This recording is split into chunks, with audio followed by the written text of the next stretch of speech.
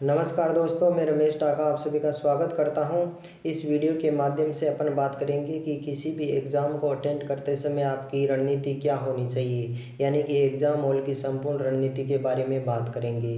क्योंकि रणनीति आपकी अच्छी होगी तो परिणाम भी बहुत बेहतरीन होगा। इसलिए आप सबसे पहले अपने निर्धारित समय पर निर्धारित रोल नंबर पर जाकर अपना स्थान ग्रहण कीजिए। उसके बाद में आपको इतना पता होना चाहिए कि परीक्षा में कोई किसी का नहीं होता। इस कंपटीशन के दौर में कोई किसी का भला नहीं करता, आप खुद अपना भला कर सकते हो। इसलिए स्वयं का ध्यान रखें, ना किसी से कुछ पूछने का प्रयास करें, ना किसी से कुछ बताने का प्रयास करें। कहते हैं ना कि परीक्षा अकेले में होती है और परिणाम खुले में आता है। परीक्षा जब होती है उस समय विद्यार्थी के पास में कोई नहीं होता है, और जब परिणाम आता है और परिणाम अगर सकारात्मक आ गया तो आपके साथ में सब लोग होंगे, अन्यथा उस समय भी आपके साथ में बहुत ही कम लोग रह जाते हैं। बात यह महत्वपूर्ण नहीं है कि कौन आपके साथ है कौन नहीं है, जबकि महत्वपूर्ण यह है कि आप खुद अपने साथ हो या नहीं हो, आपके अंदर कॉन्फिडेंस है या नहीं है। इतना जज्बा आपके अंदर होना चाहिए। इसके बाद में आप पेपर को शुरू कीजिए और विश्वास मानिए आप उस पेपर में पास हो जाओगे।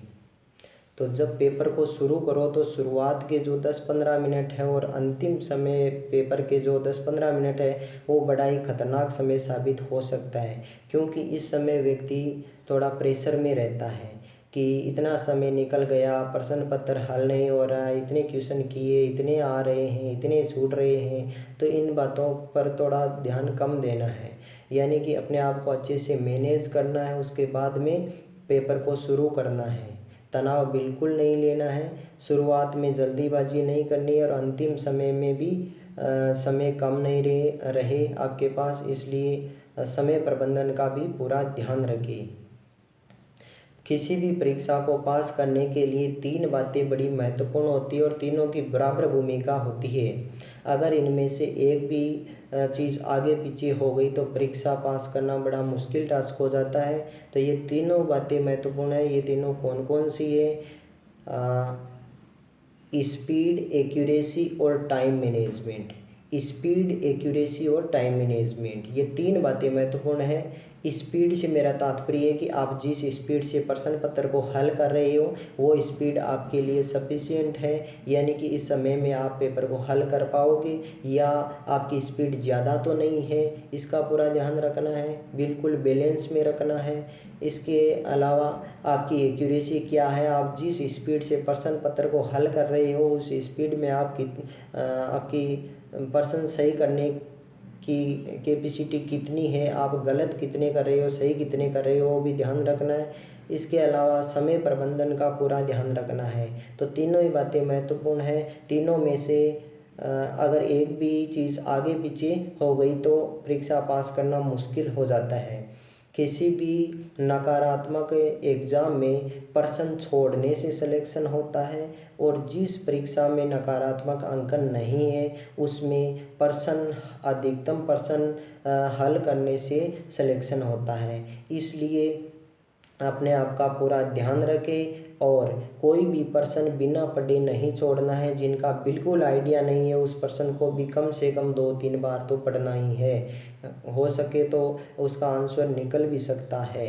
इसलिए अपने आप का पूरा ध्यान रखना है।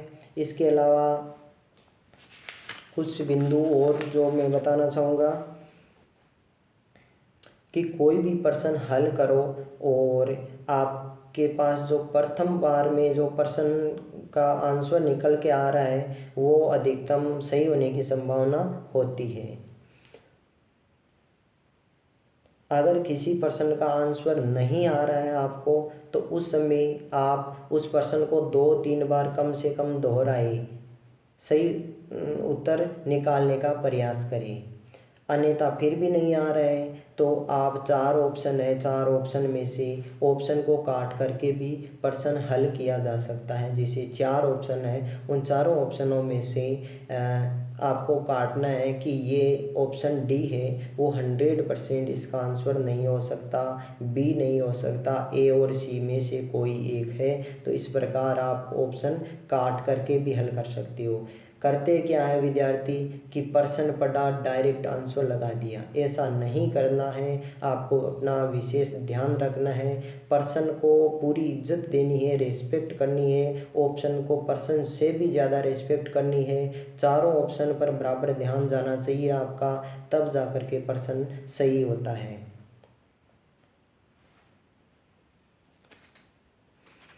इसके अलावा कई बार प्रश्न पत्र थोड़ा हार्ड भी आ जाता है, तो हार्ड अगर आ गया या इजी आ गया तो टेंशन लेने की आवश्यकता नहीं है।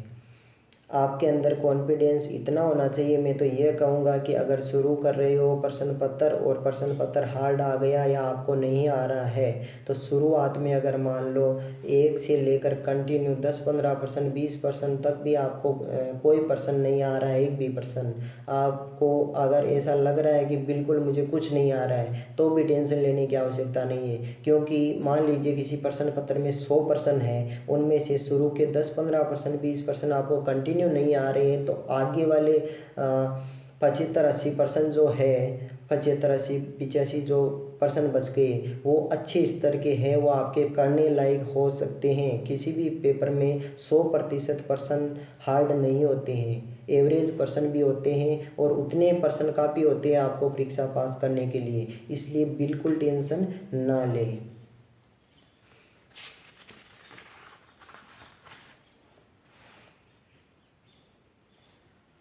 तो ये सब बातें महत्वपूर्ण थी। अब मैं कुछ बातें बताऊंगा कि ओएमआर शीट को कैसे भरें, यानी कि ओएमआर शीट को अगर अच्छे से भरोगे तो परीक्षा में गलती की संभावना कम रहेगी, यानी जो प्रश्न आपको आ रहे हैं उनको गलत करने की संभावना कम रहेगी, कोई भी प्रश्न छूटेगा नहीं। तो मेरा एक सबसे इफ़ेक्टिव तरीका है, वो मैं आपको बताना चाहूँगा। अगर आपको अच्छा लगे तो उसको फॉलो करना, और अगर आपके पास में इससे भी कोई अच्छा तरीका हो और आप उसी तरीके से करते आ रहे हो प्रश्न पत्र हल, तो आप उसको रख सकते हो।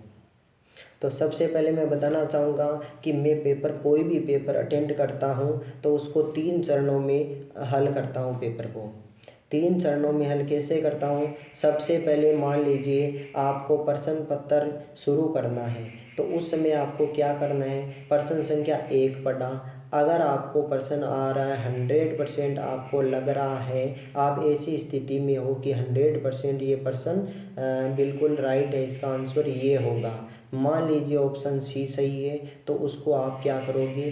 डायरेक्ट ओएमआर शीट में गोला काला नहीं करना है। अगर ऑप्शन सी सही है 1 नंबर का, तो उसमें क्या करोगे?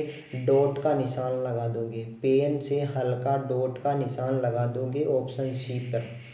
फिर प्रश्न नंबर 2 है, वो अगर मान लीजिए उसके 2 ऑप्शन या 1 ऑप्शन कट रहा है, तो उसको काट दीजिए।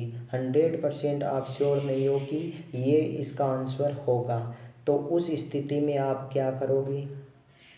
उस स्थिति में आप उस प्रश्न को केवल गोला कर दोगे। प्रश्न संख्या जो लिखा हुआ है 2, उसको गोला करना है, जो ऑप्शन कट रहे हैं उनको काटने हैं, 1 कटे 2 कटे, जितने ऑप्शन कटे उनको काटना है और आगे बढ़ना है। फिर प्रश्न संख्या 3 पे जाओगे। मान लीजिए आपको प्रश्न संख्या 3 का कोई आइडिया नहीं है, बिल्कुल आपको नहीं आता है और आपको लगता है कि आप इसको हल नहीं कर सकते, 100% सही नहीं कर सकते इस क्वेश्चन को, तो आप उस क्वेश्चन को क्या करोगे? प्रश्न संख्या जहाँ लिखी हुई है उस जगह उस प्रश्न को क्रॉस कर दीजिए और ओएमआर शीट में कुछ नहीं लिखना है। उसके बाद में इसी तरीके से पूरा पेपर हल कीजिए, यानी कि नेक्स्ट 5 नंबर 7 नंबर 10 नंबर जितने भी प्रश्न है सारे प्रश्नों तक ऐसे ही जाना है। मान लीजिए आपको प्रश्न संख्या 6 है, वो 100% आता है और ऑप्शन मान लीजिए इसका ए सही है, तो क्या करना है? ए ऑप्शन पर ओएमआर शीट में केवल डॉट का निशान लगाना है, पेपर में कोई निशान लगाकर अपना समय बर्बाद नहीं करना है।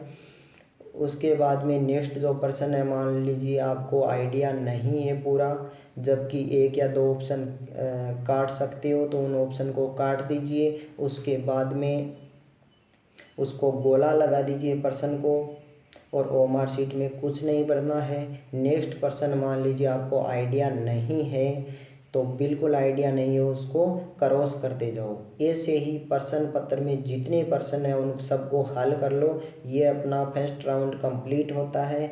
अब क्या करना है, ओएमआर शीट के अंदर जितने भी डॉट लगाए हुए यानी कि 100% सही जो प्रश्न आपको लग रहे थे उन पे डॉट लगाया हुआ है।